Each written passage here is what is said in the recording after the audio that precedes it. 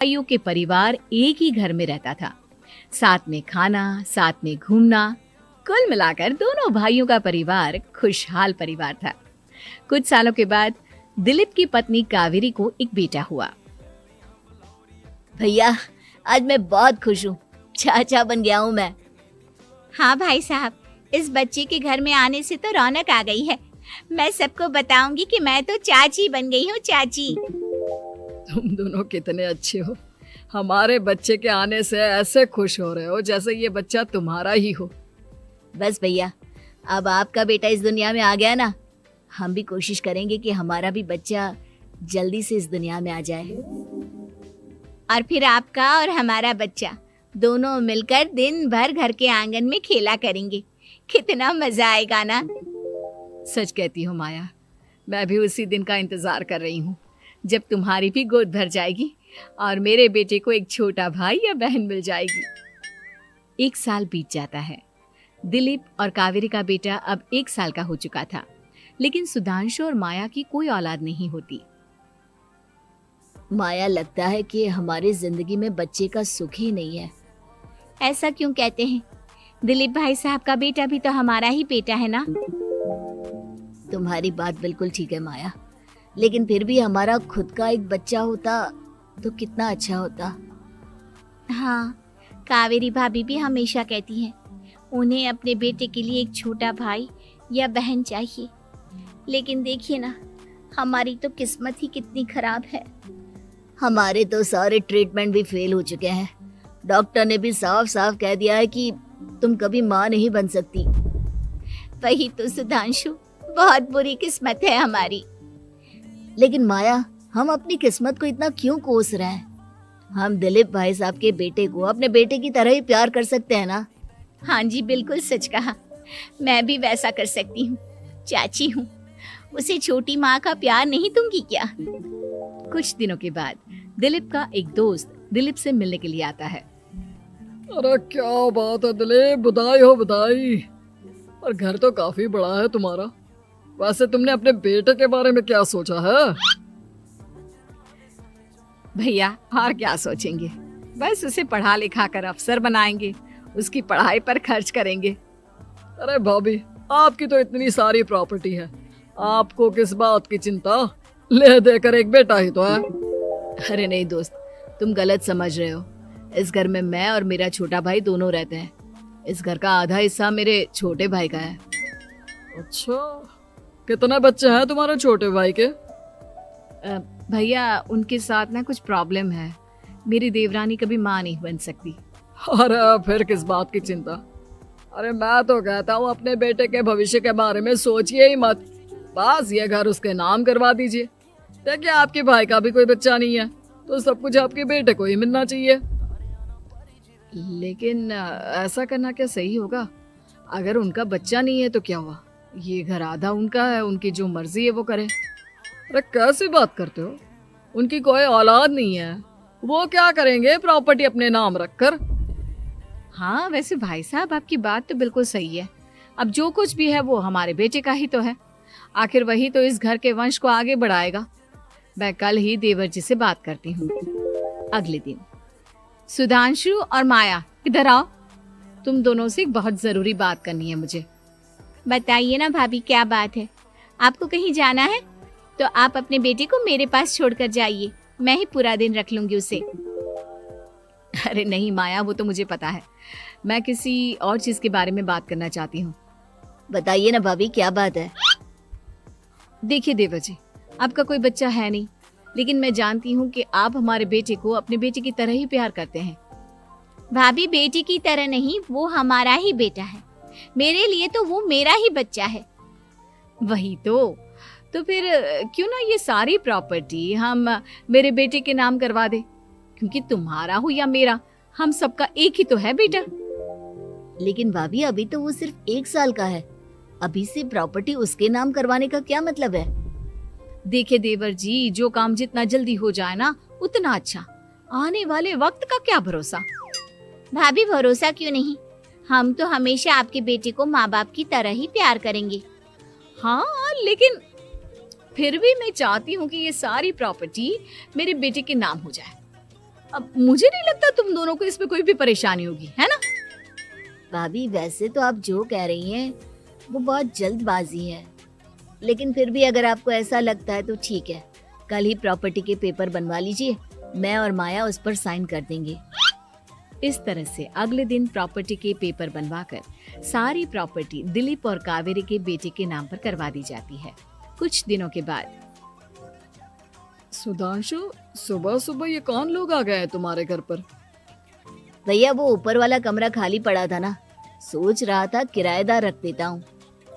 लेकिन किराएदार रखने से पहले आपने हमसे पूछा भी नहीं। भाभी, इसमें आपसे पूछने वाली क्या बात थी? हमें एक ही कमरे की जरूरत थी, इसलिए सोचा दूसरा कमरा किराए पर दे देते हैं, कुछ इनकम हो जाएगी। अरे माया, ये सारी प्रॉपर्टी अब मेरे बेटे के नाम पर है और यहाँ पर जो कुछ भी होगा उसके लिए तुम्हें मेरी या दिलीप की परमिशन तो लेनी पड़ेगी ना। हाँ सुधांशु, तुम्हारी भाभी ठीक ही तो कह रही है।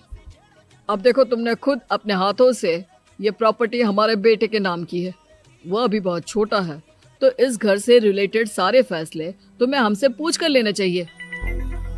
भाभी, हमें तो लगा था कि आप हम लोगों से बहुत प्यार करती हैं, लेकिन आप तो हमारे साथ भेदभाव करने लगी। अरे, इसमें भेदभाव करने वाली क्या बात है? और मैंने कौन सा तुमसे कुछ गलत मांग लिया? अरे ले देकर मेरा बेटा इकलौता इस पूरे वंश का वारिस है, सब कुछ उसके नाम है। तुम्हें इस बात से जलन क्यों हो रही है? भाभी, माया को जलन नहीं हो रही, वो तो बस ऐसे ही कह रही थी। सब जानती हूँ मैं, इसकी खुद की तो कोई औलाद पैदा नहीं हुई, बस इसीलिए जब देखो तब मेरे बेटे पर बुरी नजर डालती रहती है। देखो माया, कावेरी तुमसे बड़ी है, वो जैसा कहती है वैसा करो।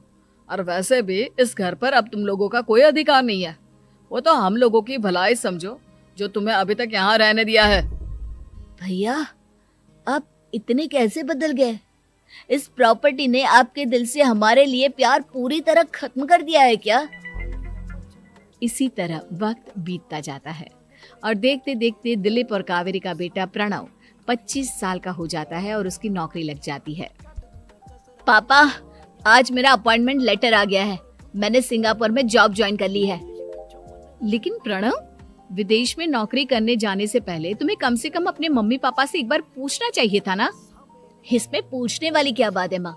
मैं सिंगापुर जाकर जॉब करना चाहता हूँ तो करना चाहता हूँ। देखो प्रणव, हमने तुम्हारे लिए इतनी सारी प्रॉपर्टी यहाँ पर रखी हुई है, उन सब का क्या होगा? यहाँ रहो, बिजनेस करो।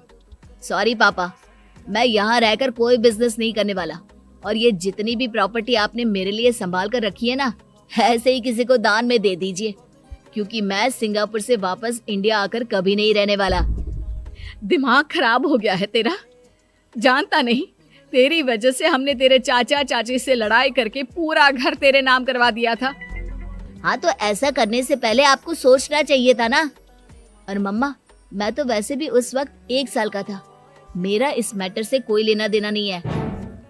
कैसी बात कर रहा है ये लड़का?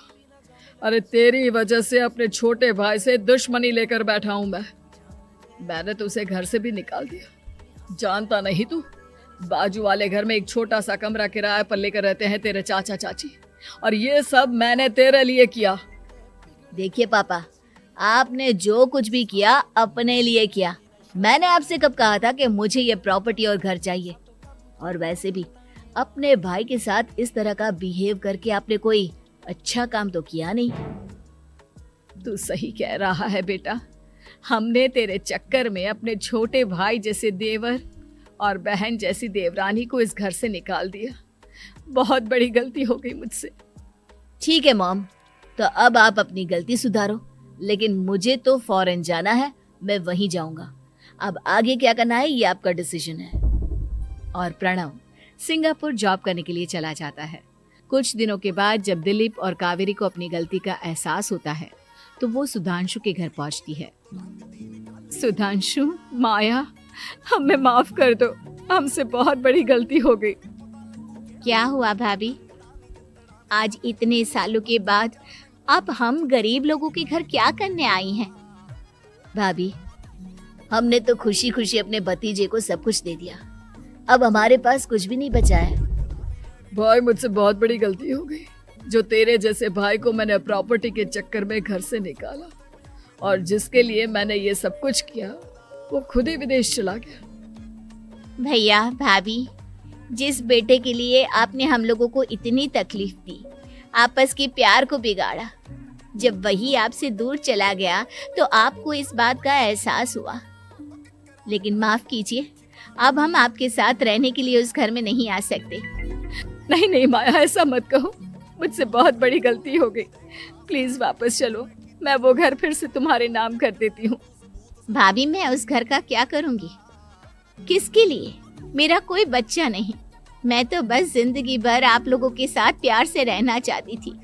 प्रणव को अपने बेटे की तरह प्यार करना चाहती थी, लेकिन आपने मुझसे वो अधिकार छीन लिया। भाभी और भैया, एक सवाल पूछना चाहता हूँ आप लोगों से। जो बच्चा कुछ ही दिन पहले दुनिया में आया हो, जिस बच्चे के भविष्य का आपको पता ही ना हो, उसके लिए अपने पुराने रिश्तों को तोड़ देना, अपने सगे रिश्तेदारों से दुश्मनी मोल लेना, उनके साथ झगड़ा करना, उनकी बेइज्जती करना, क्या ये सही है? कम से कम हमें सही वक्त का इंतजार तो करना चाहिए ना। सिर्फ प्रॉपर्टी के लिए अपने सगे भाई को घर से निकाल दिया, वो भी अपने 1 साल के बेटे के लिए। क्या ये वाकई में सही था? जवाब दीजिए मेरी बात का।